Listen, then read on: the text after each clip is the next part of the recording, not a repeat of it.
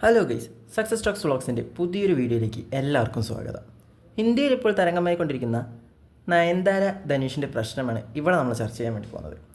അതിലോട്ട് പോകുന്നതിന് മുമ്പ് ആദ്യമായി ഈ ചാനൽ കാണുന്നവരും ഇതുവരെ ചാനൽ സബ്സ്ക്രൈബ് ചെയ്യാത്തവരും നമ്മുടെ ചാനൽ സബ്സ്ക്രൈബ് ചെയ്യുകയും അതുപോലെ തന്നെ ബെല്ലൈക്കൺ കൂടി ഒന്ന് എനേബിൾ ചെയ്തിടുക. അപ്പോൾ ഗൈസ്, നമുക്ക് പ്രശ്നത്തിലോട്ട് കിടക്കാം. നയൻതാരയും വിഘ്നേഷ് ശിവനും പ്രണയത്തിലാവുന്നത് നാനും റോഡിതൻ എന്ന് പറയുന്ന സിനിമാ ലൊക്കേഷനിൽ വെച്ചാണ്.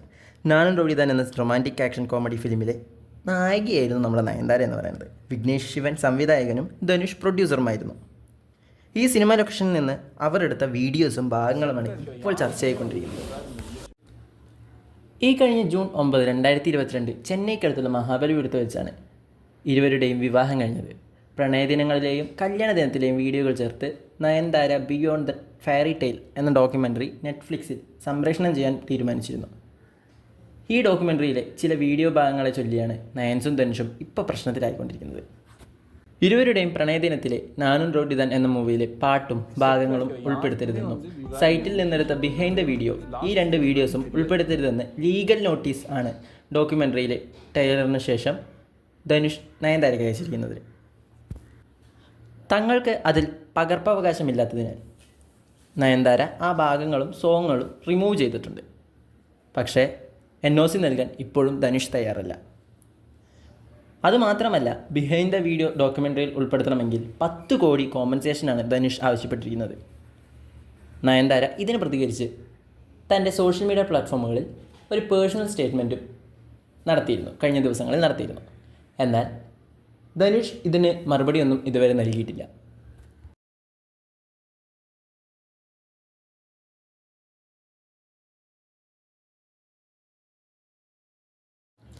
നാനും റോഡിതൻ എന്ന ചിത്രത്തോടുള്ള ഇഷ്ടക്കേടും അതിലെ നയൻതാരയുടെ പ്രകടനവുമാണ് ധനുഷിൻ്റെ പകവെക്കലിന് കാരണമെന്ന് നയൻതാര വിശ്വസിക്കുന്നു. 9 വർഷം മുമ്പുള്ള സിനിമകളുടെ വിജയം ധനുഷിൻ്റെ ഈഗോയ്ക്ക് വലിയ മുറിവേറ്റതായി തമിഴ് ഇൻഡസ്ട്രിക്കാരിൽ നിന്ന് കേൾക്കുന്നതായും അവർ അവകാശപ്പെടുന്നു.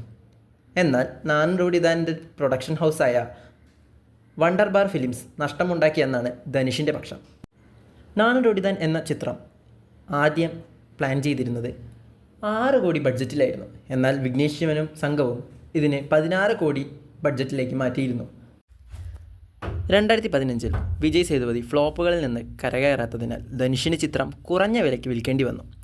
സംവിധായകൻ വിഘ്നേഷ് ശിവൻ്റെ ആദ്യ ചിത്രവും ബോക്സ് ഓഫീസിൽ മികച്ച പ്രകടനം കാഴ്ചവെക്കാത്തതാണ് ഇതിന് കാരണം. തങ്ങളുടെ നെറ്റ്ഫ്ലിക്സ് ഡോക്യുമെൻ്ററിയിൽ ഉപയോഗിച്ചിരിക്കുന്നത് പകർപ്പവകാശമില്ലാത്ത ഫോട്ടേജാണെന്നാണ് നയൻതാര അവകാശപ്പെടുന്നത്.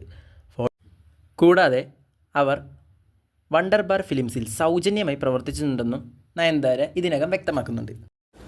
അപ്പോൾ ഇതാണ് ഇപ്പോൾ നയൻതാരയും ധനുഷും തമ്മിൽ കറൻലി നടന്നുകൊണ്ടിരിക്കുന്ന പ്രശ്നം. അപ്പോൾ ഇതിൽ ആരുടെ ഭാഗത്താണ് നിങ്ങൾക്ക് ന്യായമെന്ന് തോന്നുന്നത്? താഴെ കമൻറ്റ് ചെയ്യുക. കൂടാതെ ഇതുപോലുള്ള വീഡിയോകൾ തുടർന്നും കാണുന്നതിനായി ഈ ചാനൽ സബ്സ്ക്രൈബ് ചെയ്യുകയും ബെല്ലൈക്കൺ എനേബിൾ ചെയ്തിടുകയും ചെയ്യുക.